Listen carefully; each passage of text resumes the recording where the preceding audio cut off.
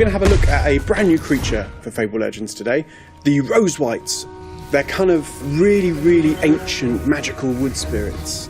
They're not necessarily evil, I'd say. They're just kind of tied to the land, and so you get elements of being territorial with that, pushing things out in the forest, and also maybe of being manipulated by greater powers, other things at work in Albion. Well, we want them to be quite bestial, really, and quite sort of fluid in their forms. And not bipedal, humanoid exactly. sort of creature. We didn't want them to look like Ents or things that people would be familiar with as kind of tree men. They can look very beautiful as well. They can be covered in flowers. They can be covered in thorns or flowers or anything that's around, really.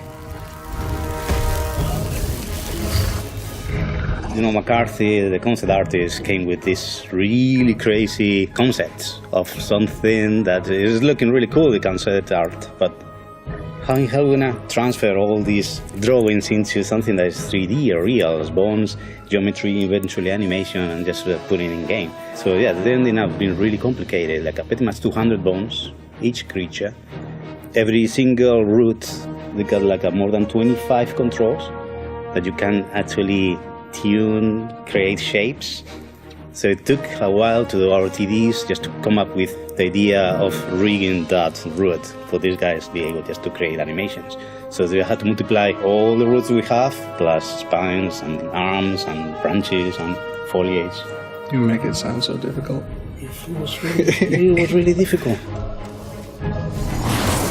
The breakthrough moment with the Rosewights was when we got them in game. So we got a simple white box of the mesh and we got some simple animation going, and I remember when we first saw it in game with the decal underneath it, which was churning up the earth.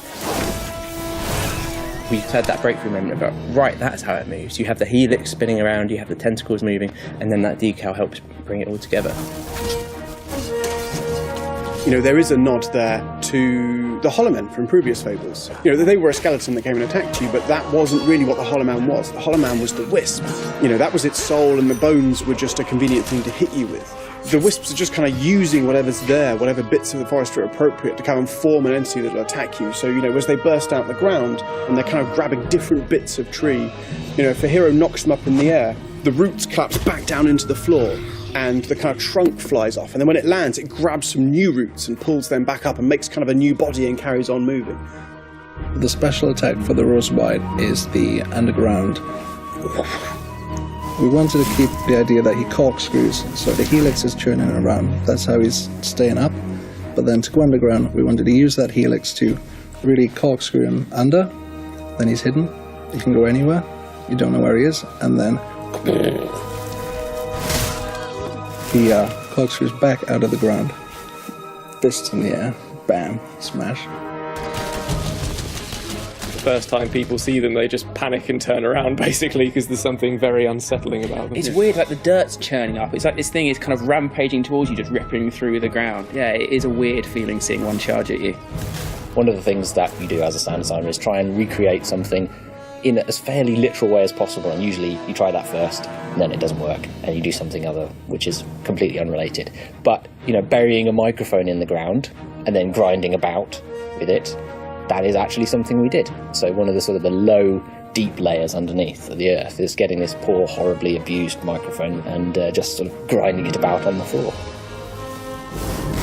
What I like to do is pop a gate up, okay, if you trap a hero in a room, but there's no other creature inside, so they think, oh well, I've only just been locked in, I can break through this. But then you can send a Rosewight underneath the gate to actually get beneath the hero and then pop up. Because they can burrow, there's all kinds of interesting opportunities that come up.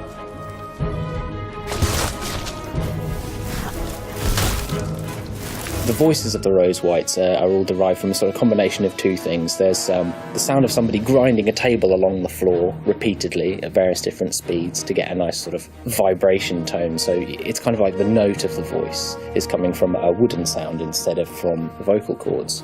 But then we've also got an actor to go and perform all of the different movements and shout a lot and get into the mind of a tree it's important and perform that. It's important that they don't sound human.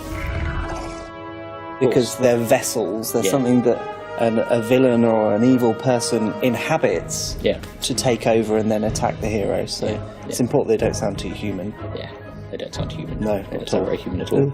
So there's this sort of way of squeezing one sound through another. So you've basically got the sort of the vocal shape comes from the vocal performance of the actor, but the sort of the tonality and the feel of it and the sort of vibration comes from the man grinding a table across the floor repeatedly.